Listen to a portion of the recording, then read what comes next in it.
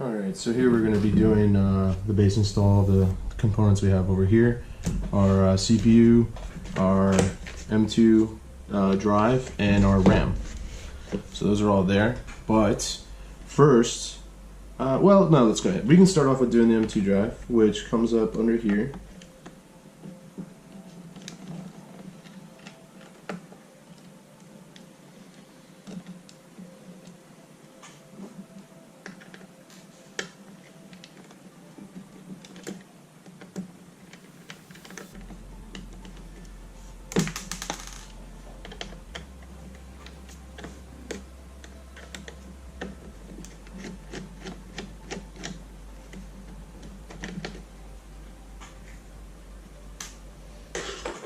Just lift this up, and there you go. It comes with a thermal pad already on it here, so we're just gonna, when we install it, we're just gonna rip that off and put it onto the M.2 drive. So that guy's over here, and I'm telling you guys, these are just small as anything. It still blows my mind how small these guys are. I'm gonna take him and put him in right here. And where are my screws? Screws. Alright, got my screws. Or my screw, because that's all I'm going to need. I'll take him. Jesus Christ.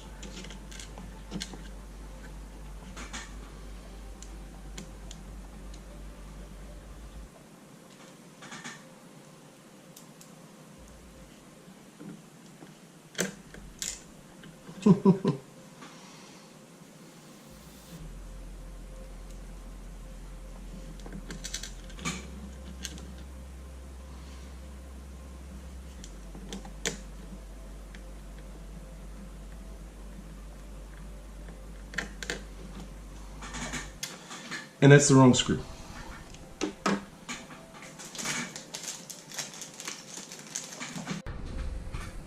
Let's try this. The threads immediately, of course. And then we get him, we just tighten him down just a bit.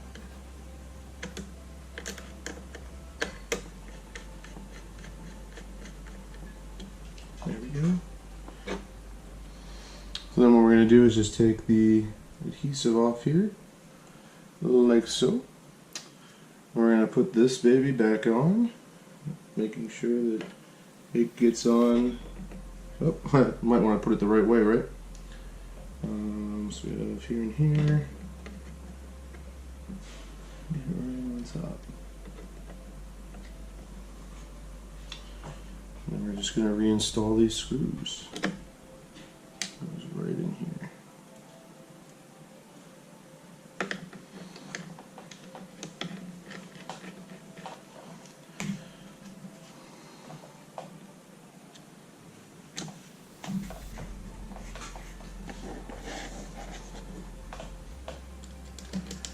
There's one disadvantage to being a larger guy, is that when you're doing these builds, these screws are tiny.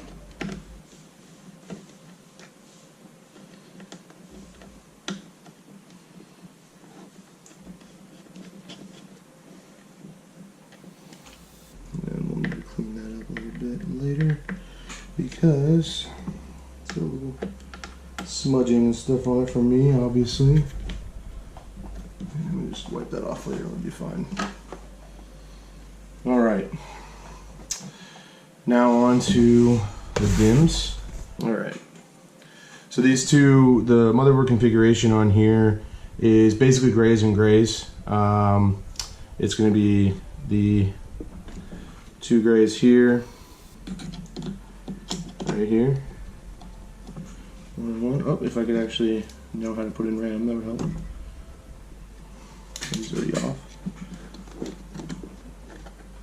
Oh, these just stay. The other ones move, I see. So, with the grays and the grays, so these are going to be the channels that make them up. Obviously, if I had all four, or all 8 DIMMs populated, then this wouldn't be the same process. I'd just be able to plug them in wherever I want. But since we're doing it this way, we need to make sure that the DIMMs are in a specific order according to the motherboard manual. And these guys make it pretty easy.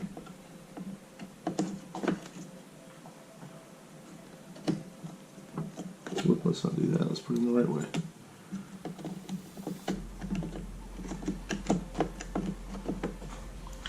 Just want to fight me on the way in, don't they?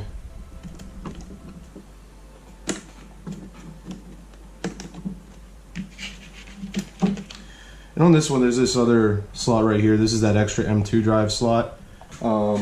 It basically makes it so that you can add two more. You can add two more M.2. You get one on each side, and then you plug it in there just like a DIMM, but without having to worry about being RAM, basically. So it's a little bit different setup than what you normally see on a motherboard, but actually it seems like that's the way a lot of these guys are built. I really don't know why, aside from the fact that it's probably pretty difficult to actually get the PCI M.2 drive expansion slots, because those are a little bit hard to come by, I know. And honestly, one thing I probably should have done before doing all this was take out the coolant that's built in. That's because we're going to be doing, like I discussed before, a full water block here. So let's go ahead and just do that now. We can take this off from the side. What we'll have to do is take a couple of these screws out right here. Here's the back plate of what's here for the PCMs. So we're going to take that and get him loose. And then we're also going to need to take the shroud off for the motherboard inputs and outputs on the other side. So we'll take this. You see the back of the inserts there. And here we already have, you know, the gel and the conductive thermal pads that were built in with the system. The other two ports are right here, 1 and 1, to get the shroud off. So we take that and go ahead.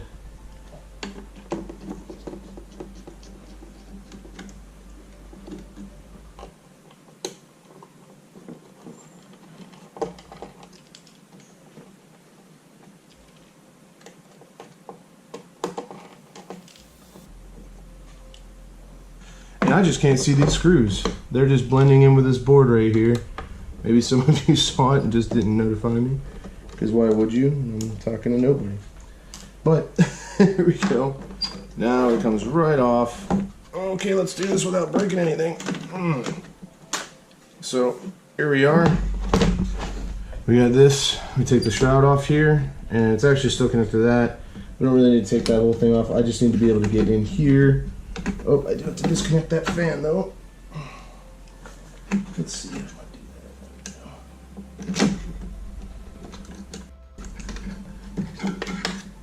that. And all in one set. We have the whole PCM guide out and the whole heat pipe area out. It's just a little fan that's in there that helps circulate that air that will go across that. There is this possibility that I might try to just disconnect that fan and leave the heat pipes in there, because let's go ahead and just take the whole thing off.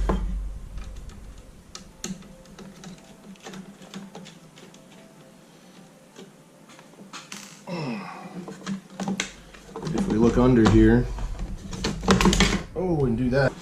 We don't really have much. We just see a little bit of heat piping that was there. So what this essentially looked like was here, where it was taking the heat from the VRMs over through the heat pipe, over the blades of the fins of heatsink, and then have a little fan running for it.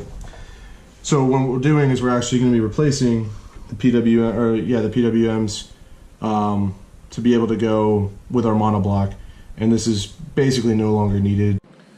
So for the Ryzen processors, they come in this crazy box, and then they get torqued down onto this insane little looking thing.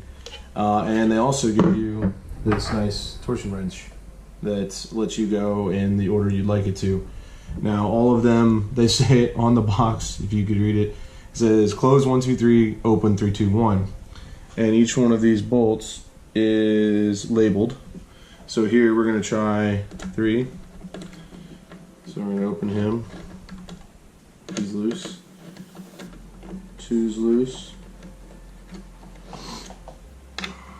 And 1 is tight. So I'll undo him. And then it's a torque system. If it would come off, there we go. Where this just springs up like that.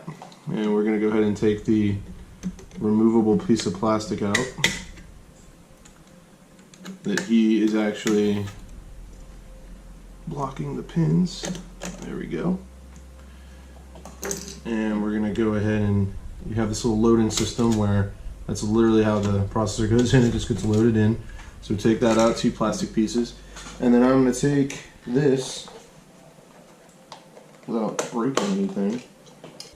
It's all one piece. It's the 2 dies, as we've seen in all the videos. It looks really clean. All we're going to do is literally pop this into the rails and put her in. Well, this should all be one part. And pop it into the rails. That goes down like so, and then this follows. There we go. Now it's in. And then we do the exact opposite. Okay, now comes the install of the monoblock. Okay, the first step is going to be installing the thermal pads on these up here, but we obviously have a lot. So what I'm going to do is cut them to be the length that we need.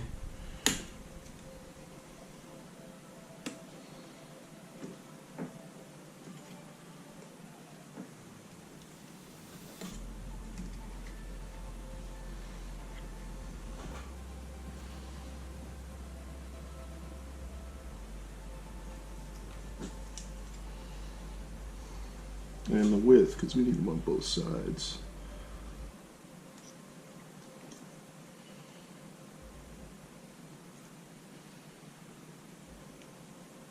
There we go, get that off. That is some tricky stuff right there, I'll tell you that. I'm going to put these on the lower parts down here. Oh, maybe I should have done this first. There we go.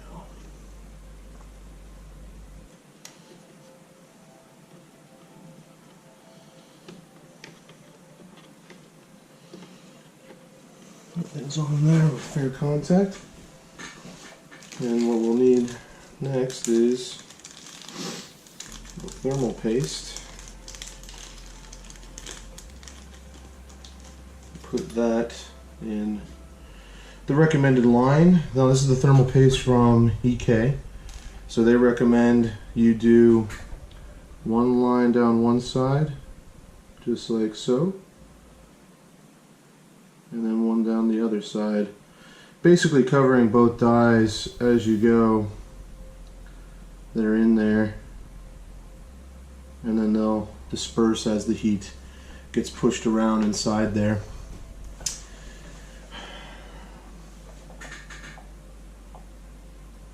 And we'll just need to take our actual block out now.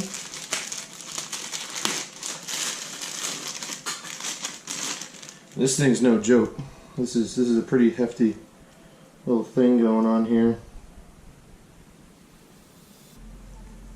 And get that nice and shiny. Ooh.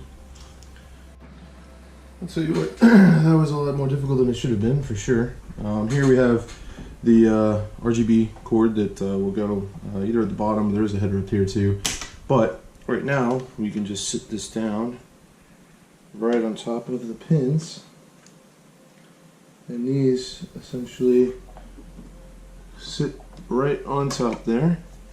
And then what we'll need to do at this point is take our factory backplate that we had before from the original take off of the cooler, and flip that over and put it in, we'll probably want to take this Allen key and tighten these bolts down for a second here.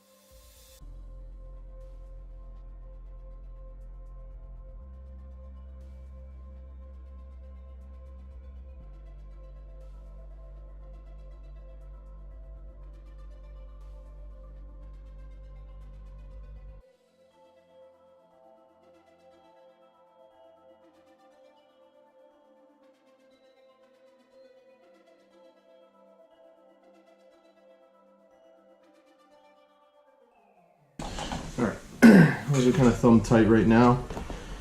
And then we'll flip this over, which this motherboard weighs a lot more now. We're going to input the original PCM, or the back plate here, sorry. See here it has thermal pads built in already on it. And that's what was on the original back plate of the stock socket as well.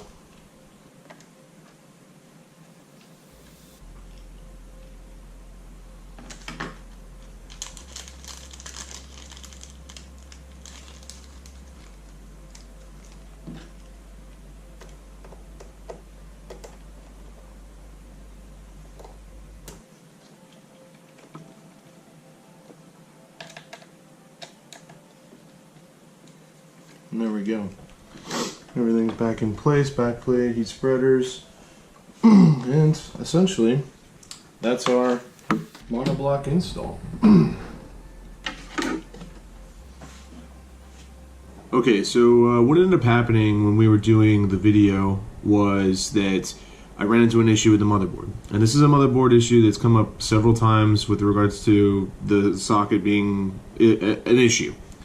So what ended up happening, I don't have any pictures, I should have taken some, or maybe I can find some and I'll put them in here, but the socket around it was actually kind of rusted. There was some weird rusty looking parts that kind of were indicative that it wasn't a full process of what should have been done on a motherboard install or manufacturing line. And I experienced exactly what a lot of other people experienced when they tried to do these Threadripper builds. Now what happened was, when I went to go do the 321 and everything like that, the only thing that would thread when you went back after you put the CPU in was the first bolt.